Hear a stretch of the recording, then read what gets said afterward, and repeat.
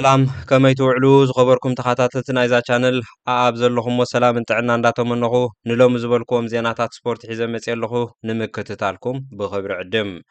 ንራብዓይ መድረኽ ቀፂሉ ዝወዓለ ቮላታ እስጳኛ ፖጋቻ ተዓዊትሉ ፖጋቻ ንራብዓይ መድረኽ ዝወዓለ ውድድር ካብ 50 ኪሎ ሜትር ጀመሮ መጥቃዕቲ ብ2 ደቂቕን 39 ካልእትን ንምዋዳርቱ ብምፍላይ ንበይኑ ብዘይተቓጻጺ ሕንጻጽ ረጊጹ ብዝተዓወተሉ መሰረት ፖጋቻ ኣብ ቀያሕ ማልያ ብ3 ደቂቕን 21 ካልእትን ክባቢሉ ንመሪሕነቱ ኣደልዲልዎ ኣሎም እዚ ተጻዋታይ ንዙር ፈረንሳ 5 ግዜ ብምዕዋትን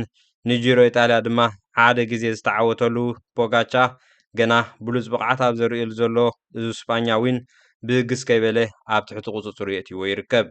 ፖጋቻ ንቀያሕ ማልያ ጥራይ ዘይኮነ ነተን ኣለዋ ዝተባህላ ማልያታት ቮላታን ዓቐብን እውን ብብቕዓት ክውንነን ተኽእለሎም ድሮ 82 ነጥቢ ኣኪቡ ንዝቕልሶ ዘሎ ፀወታ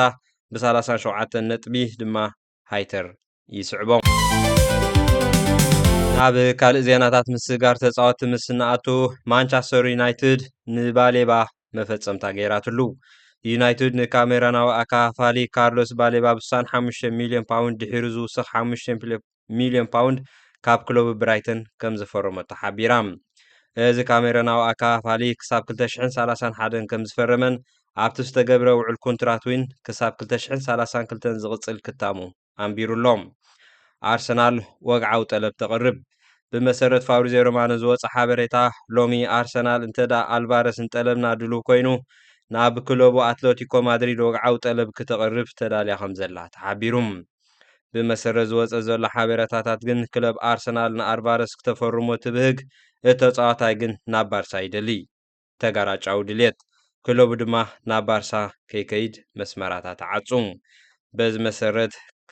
ክለቡ ንኣልቫረስ ክልተ ኣማራጺ ኣዳልያትሉላ ቀዳማይ ካብ እስጳኛ ወፂኡ ናብ ተገዲሳትሉ ዘላ ኣርሰናል ክሳገር ወይ ድማ ንደገፍቲ እዛ ክለብ ይቕረይ ተሓቲቱ ፀወትኡ ክቕፅል ናብ ካልእ ምስጋር ተፃወቲ ናይ ዝዕለት ምስ ንኣቱ ዴላፕ ናብ ክለብ ኖቲንግሃም ፎሬስት ተሰጋጊሩ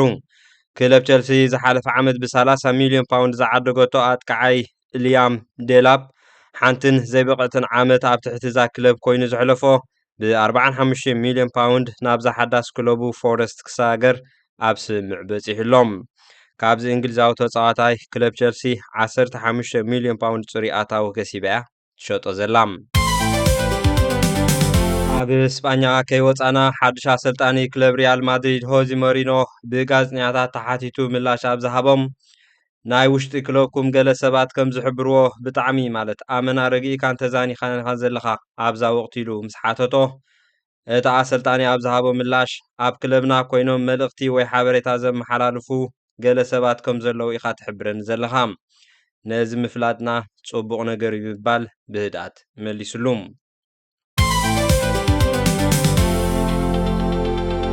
ሳቪንሆ ናብ ቶተንሃም ተሰጋጊሩ እዚ ተጻዋታይ ኣብ መግለጺ ኣብ ዝሃቦ ኣብዛ ክለብ ምምፀይ ዓብ ዕድል እዩ ምዛብ ብልፅቲ ጋንታን ብሉፅ ኣሰልጣንን ምርኻበይ ጽቡቕ ኣጋጣሚ እዩ ድሕሪ ምባሉ ምስ ደዘርቢ ኣብ ዘዘራረቡ ኣጋጣሚ ክመጽእ ከም ዝደሊ ይፈልጥ እየ ሳቪኖ ቅድሚ ናብ ስፓርስ ምጉዓዙ ዝሃቦ መግለጺ ንደዘርቢ እዩ ነይሩ እዚ ብራዚላዊ ናይ መስመር ተጻዋታይ ብ75 ሚልዮን ፓውንድ ምስ ተወሳኺ ክፍሊታት እዩ ተሰጋጊሩ ዘሎም ኣብ መወዳእታ ኣብ ሎሚ ዝወዓለ ወግዓዊ ምዕዳል ሽልማት ተጻዋታይ ክለብ ማንቸስተር ሲቲ ኒኮ ኦራይሊ ብሉፅ መንሰይ ተጻዋታይ ፕራይመር ሊግ 2026 ኮይኑ ተሸሊሙ ትግብኦ ዋንጫ ድማ ዓቲሩሎም እዚ ተጻዋታይ ምስ ክለብ ማንቸስተር ሲቲ ኮይኑ ኣብ ዝሓለፈ ዓመት ጽቡቕ ምንቅስቓስ ዘርአየ ተጻዋታይ እዩ ንሎሚ ኣዳልዮም ዝነበርኩ ሓደስቲ ዜናታት ስፖርት ነዚ ይመስሉ ነይሮም ኣብ ቀጻሊ ብኻልእ መደብ ክንራኸብ ኢና ነዚ መደብ ሳብስክራይብ ላይክ ሼር ኮመንት ብምግባር ኣተባብዑኒ ኣብ ቀጻሊ ብኻልእ መደብ ክንራኸብ ኢና ክሳብ ሽዑ ግን ሰላም